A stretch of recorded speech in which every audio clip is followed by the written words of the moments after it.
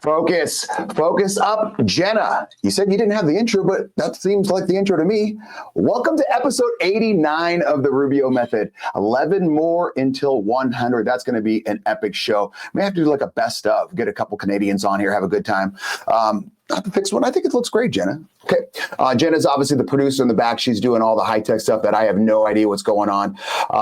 Yes, I'm obviously doing a live show. Nana Mona says, good evening, Rubio, with a nice little font right there. Hey, Rubio, showtime, sub 60 Ed, low 5, my man, low 5. We're live on, what are we live on? LinkedIn, Facebook, X, and possibly Rumble. I'm not sure if Jenna got it. No YouTube for a little bit because I got dinged. I got a couple strikes because you're not allowed to talk about certain things that have to do with COVID. And they said, you're not allowed to upload until... I think it's April. So I apologize. Not really. But anyway, okay, no Rumble, but she did YouTube anyway, just because I don't think it'll work, but maybe it will. Who knows? Welcome to everyone. If you have any questions, you can obviously comment. I'm sure we'll have a couple good ones today. You can also email Rubio at therubiomethod.com. Sub 60 says low 5. We've got a phenomenal show. Obviously, this is one that I've been waiting to do. I hope it was going to happen, and it is. The 5 sections we're going to talk about. Everything happens for a reason. We're going to obviously talk about El Trumpo being sworn in as the 47th president and him just coming in hot, real hot.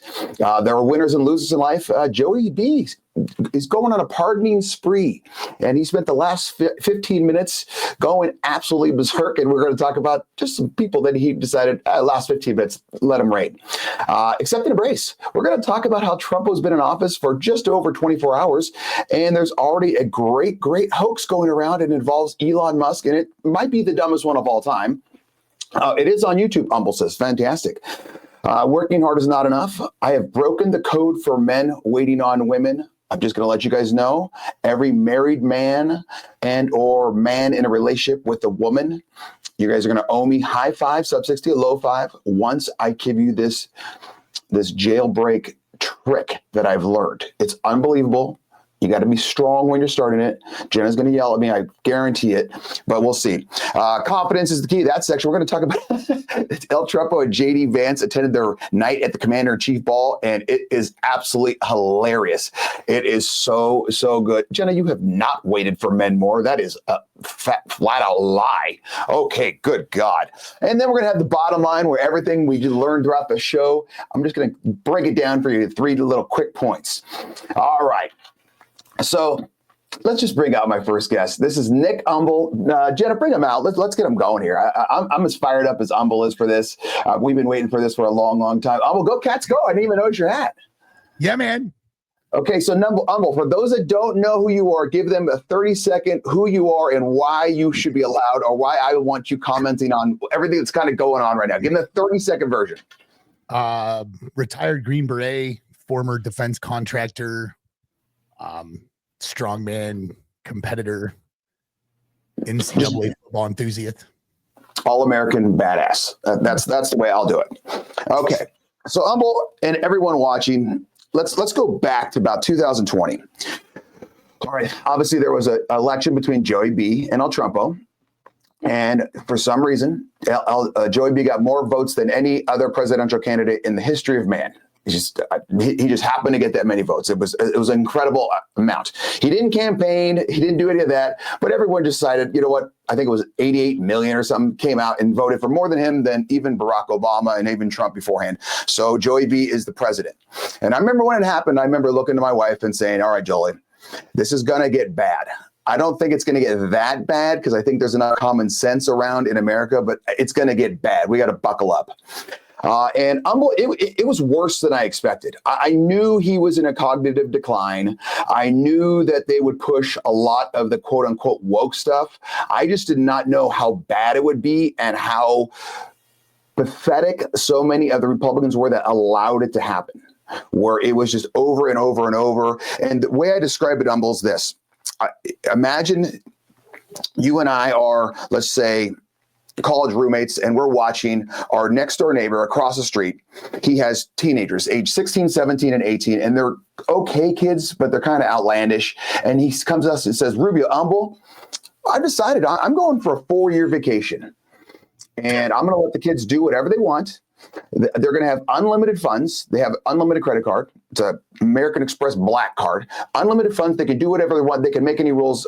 4 years. How bad could it be? Chastity, her name's Chastity, says, Umble in the house. I said, yes. Umble in the White House, more like it. Hell yes. Alex Grew says, Biden's puppeteers have been doing all the damage to this great country. Well, we're going to talk about that, Grew. And so we watch these kids, and on day one, we're kind of like, okay, they're just kind of saying, okay, the dogs can go outside of the front yard. They could take a crap on the lawn, on my lawn. They're going to start having parties, and we can't call the neighbor who owns the house because he's on vacation out of range. And then all of a sudden they get worse and worse and worse and worse and worse. And we're watching and we're like saying, hey guys, you got to keep your dog off my yard. And they're like, you're not allowed to say the word yard anymore. It's everyone. It's everyone. Okay. They're just coming up with some random word. And after like the entire block and town just went down, the street went to hell, and all because of this one house and these one kids, because it trickled over to the next house where they said, oh, we don't need rules. We're not allowed to say anything anyway. So let's just let it go. And then after 4 years, daddy comes home and daddy's pissed. And look, says, what happened? And we say, hey man, we told you this was going to happen, but we were not allowed to say anything. You gave your kids carte blanche. They made all these new rules up where, you can't even say dude or girl or guy or what. Or they just said they identified as the new mayor of the town, and they were the new mayor of the town. And there's nothing we can do. But now daddy's home, and all hell is breaking loose. El Trumpo was sworn in as the 47th president and is not playing around. Within the first 24 hours, I think it was 12 hours, Umble, here's what he did. 42 executive orders / memoranda / proclamations, 115 personnel actions, more than 200 executive actions, 60 minutes of press conferences with Q&A, 3 historic speeches, and several gala appearances. That was the first 12 hours. And you're thinking, okay, but here's the thing. He literally did more press Q&A without cue cards and without knowing who was calling than Joey B did in 4 years. Umble, is that a lie? No, that's a fact. Yeah, that's literally a fact. And even the reporters today, because he did another one, and they said it's kind of refreshing. And we're going to see some videos on it. Umble, when you were watching the speech, his original speech, were you laughing as much as I was? Here's the thing. I'm not going to lie to you. I already told you this. I think I did. I was emotional. I was sitting in Salt Lake City Airport, and I was watching it, and I was like, I'm getting tears in my eyes right now because Daddy's back. Like it's finally happening. We waited so long, and it's here. Yeah, it was like I don't know. I've been in the first presidential election I really remember is the Clinton administrations, right? I just graduated high school. It was the first ones I voted in. And so I don't ever remember like, oh, look, new president in her. Oh, this guy's getting another 4 years. But like this one, I was like, oh man, thank God. And it was more like, oh man, when John Roberts said, congratulations, Mr. President, I was like, okay, we got him to the line, right? Like, they didn't get him killed off. Like, he's not sitting in some gulag somewhere. Like, the dude is here. And at that point, it was like this.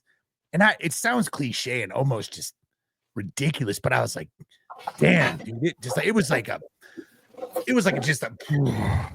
was. And I think that's why I got emotional, because I was like, it was like when you take the biggest piss of your life. Like you've been waiting to piss, waiting to piss, and then you're like, oh my God, finally. Okay, you've just reached the bathroom. And that's what I was like emotional looking at it. And it was so bizarre. Like he gets up there to do a speech and he is just flat out dropping bombs on Kamala and Joey B and everyone. And they're sitting a foot behind him and there's nothing they can do. And he wasn't stating anything that was false. I was like laughing and crying like, holy hell. Imagine like ripping on the person that just tried to get you killed, allegedly, thrown in jail, not allegedly, over and over and over. And there's nothing they can do. And now you're the person of power. And it's just one of those things that I was just like, holy hell, he's really letting it rain, man. I mean, what's he got to lose? Well, I know exactly. That's the best part is this. He's not running for re-election, even though they think he's going to. He's not running for re-election. He's got 4 years to just swing it around, Daddy. Swing it around. I enjoyed the whole day, and I've never, like you said it earlier, we were talking before the show, like the the college football playoff national championship was last night. I could give two shits to watch that game.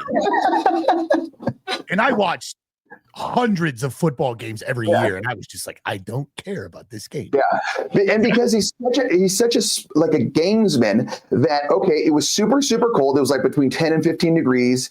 So they cut the parade.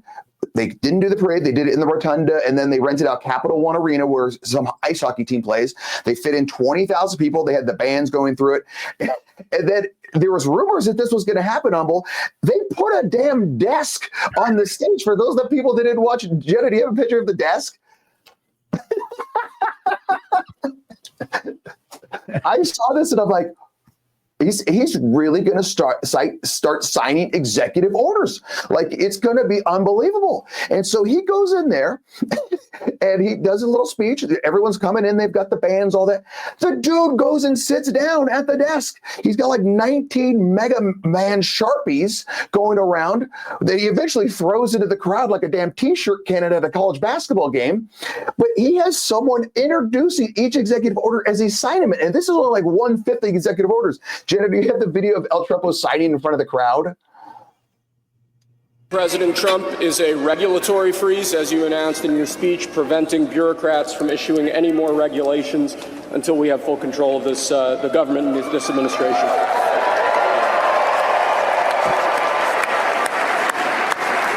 The next item here is the withdrawal from the Paris Climate Treaty.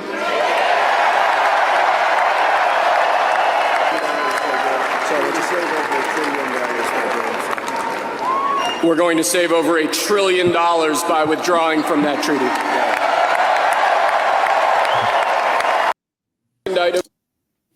What's so great is this dude's handing to him. I don't even know who the guy was. He reads it. He's like, every time, El Trump, oh, that's a good one. Some say it's the best. And he's like, tell him that to say $41 trillion or something like that.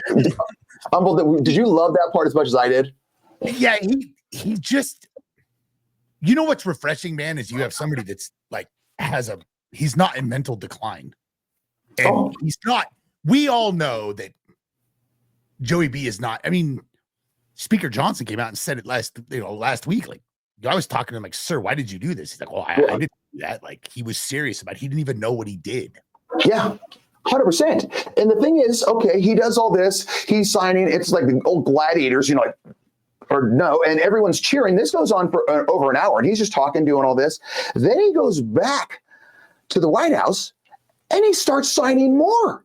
And the best part about this, and you and I have already talked about this several times, he's going back, he's signing them. There's stacks of them. He looks like a dude, the most popular kid in high school signing yearbooks. He's going in there, he's signing all these.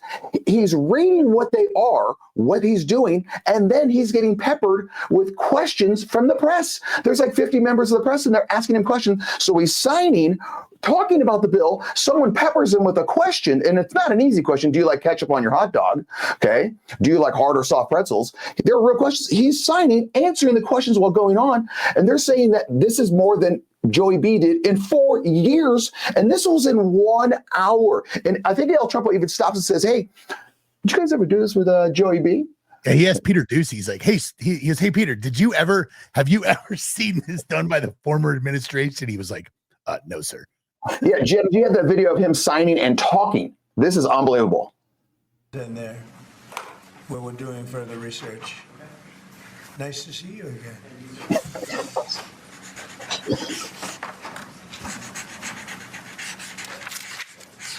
So this is a big one. Anything you want to explain about this? We hope they get them. We hope they come out tonight, frankly. They're expecting it. Approximately 1,500 people, six commutations. Were there any cases you did not meet or part of people? We're looking at different things, but the commutations would be the ones that we'll take a look, and maybe it'll stay that way. Okay, so I love the fact that, well, this is a big one. Just like had no idea what he was even looking at before. He knows what's coming, and it's just hilarious how he just plays the crowd of, whoo, this is a big one. And this one was the January 6th one, where all the January 6th criminals are, getting released. And they started getting released like within the hour, but a lot of them they're holding. Yeah. So have you been paying attention to Twitter and some of the news about this stuff? Oh yeah. So DC's like a hotbed right now. They had to get the U.S. Marshals, so they let go 4 or 5 guys last night. Then this morning she let 2 or 3 more go, but then she's like, nobody else is leaving. And then some guy got wheeled out last night. I didn't know it, but apparently some dude got the boots put to him by a guard, and he ended up in an ambulance and went to a hospital. That was his release out of prison. Oh yeah. So, the U.S. Marshals were called in to D.C. today, and they had to go in and say, hey, these dudes are all coming out, like by name. Like, you knew this was coming. Let's go. And so now I just read 10 minutes ago before we started the show that now Muriel Bowser is trying to say, we will not let you out unless you sign a non-disclosure saying that you can't talk about the way you were treated in this prison. And I was like, dude, so this is what she doesn't understand. Like, we allowed DC to get representation and govern themselves with a mayor. The Constitution does not guarantee her that. We can strip that and pull all of that out, and that would go back to the federal government running DC. Okay, and for everyone, because I know some people are watching right now, because some people love the show, some people hate the show, but they just watch because they hate it and they want to make fun of it. That's great. I don't care. Everyone that's, oh my God, January 6th, this was insurrection, blah, blah, blah, blah, blah.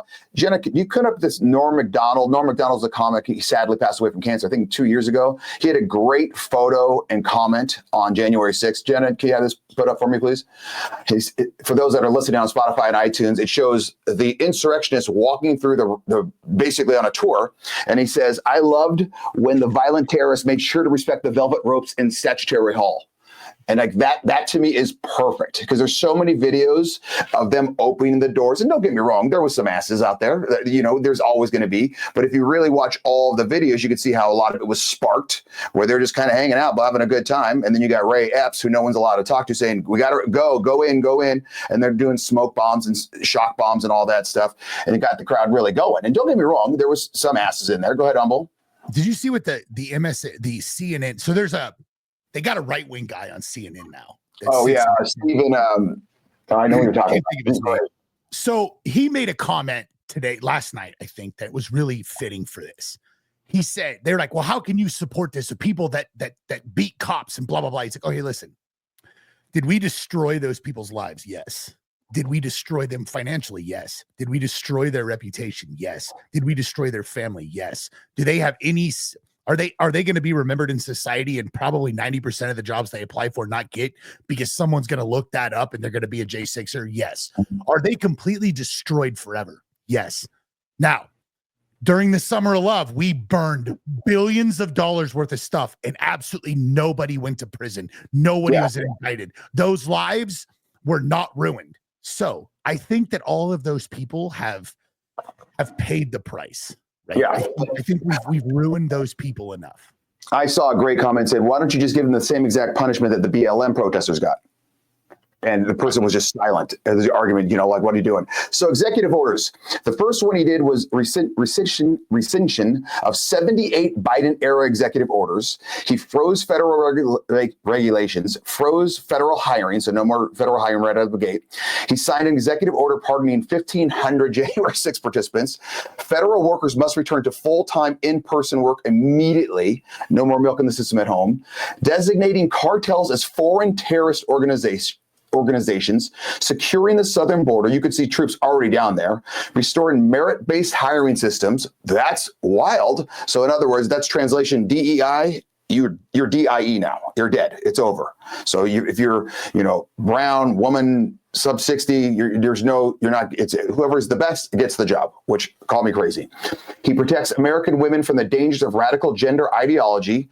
That was another one where it was almost shocking to me, Umble, how that was a selling point, where he said, in America, there are 2 genders. And people were losing. I'm like, why, where are we in a society where that's a thing? Like, we really have to say, like, oh, there's 2 genders. How many genders are there in a dog?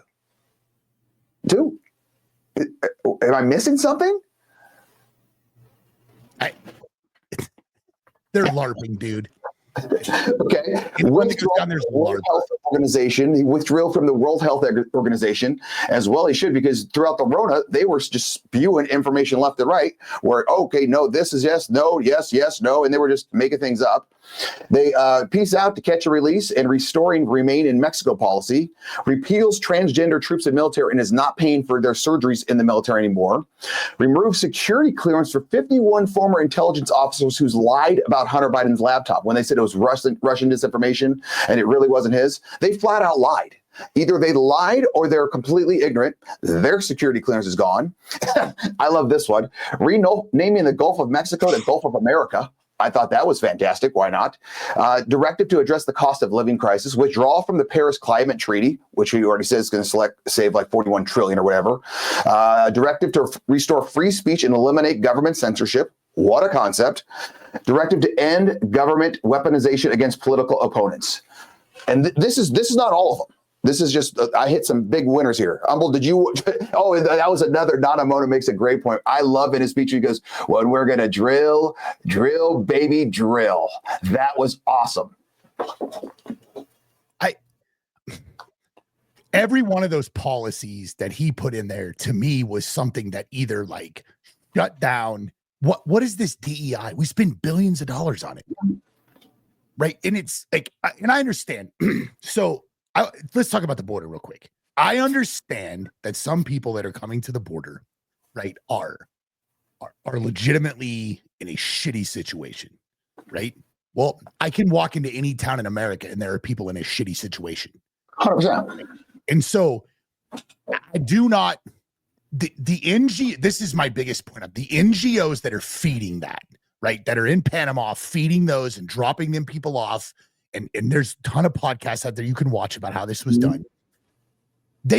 Everyone knew that the minute that Trump won that election, that on day one, he was going to cut the border off, right? Yeah. So the fact that the NGO still funded these people to come to the border in what I consider a media frenzy to go, oh, look, he shut down CBP1. He's not letting anybody in. Everyone knew this was coming. If you didn't know that it was coming, come on, man. Everybody knew. You were in a coma. And the CPB app, that's the one where Joey B just reset it up as an app. And I saw a great picture of all these illegals holding up the app on their smartphones and how it's closed. The fact that they're holding up a smartphone. Go to DEI.gov. Yeah. It doesn't exist anymore. Yeah, he's already got that out. And so it's just one of those things like, guys, and it's not that he's starting anything new. He's just ending everything that's bad. Like, and I've said it 1,000 times, the whole DEI argument, if you're a person of color, female, and you say your son or daughter needs brain surgery, do you say, I want the best Mexican woman to do my surgery? Or do you say, I want the best surgeon to do my surgery? Yeah, and it's funny how like if you listen to the prayer today, if you see that woke craziness, and the first thing that comes out of all of these left-wing guys' mouths are the people that pick our crops. Okay. First off, let's start here. I grew up in Iowa. Do you know who picks crops in Iowa? $750,000 to $1 million machines made by John Deere, Case IH, New Holland. They're called combines. You know what picks cotton? Cotton pickers. They're these massive machines. They pick potatoes in Idaho with machines. Like, I would say 95% of all crops picked in this country are done with some sort of machine that costs between $150,000 and $1 million. Absolutely. It pisses me off when people are like, well, they pick our crops, they wash our dishes, they mow our lawns, they do this. Okay, why do they do that? Well, because the labor's cheaper and Americans demand more. So what you're saying is you want somebody here to do cheaper labor that you can keep under your thumb. That's the exact thing that you're talking about getting away from. Yep. Blows my... Well, and it's one of those things I've argued with someone before on decades that, okay, if Umble, you've got hair. Yeah, you've got hair. If all of a sudden your barber dies, okay, you don't stop getting a haircut because your barber dies. You know what you do? You find a new barber. I mean, it's one of those things that it's just, I mean, third grade common sense here, guys. I just don't. Thing blows my mind too. Like, people do not understand how tariffs work. They just don't. He's using it as a leverage. Right. Like, let's look at the chip factory. Biden told the chip company, hey, we're going to give you $2 billion to build a chip factory in Texas. He did that 3 years ago. At no point, that chip factory hasn't even broke ground yet because there's no incentive for it to break ground. How Trump uses a tariff is he says, hey, chip company, if you don't build this building here that I'm not giving you a fucking dime to build, I'm going to throw a 60% tariff on your ass. Oh, we're the biggest marketer, the biggest consumer of your chips. That shit's going to cost you out your ass. And if you raise it by 60%, someone else can build a fucking factory here and they're going to figure out how to do it without you. So what do? Hey, I want to continue to make this money because my bottom line I owe to my shareholders and stakeholders.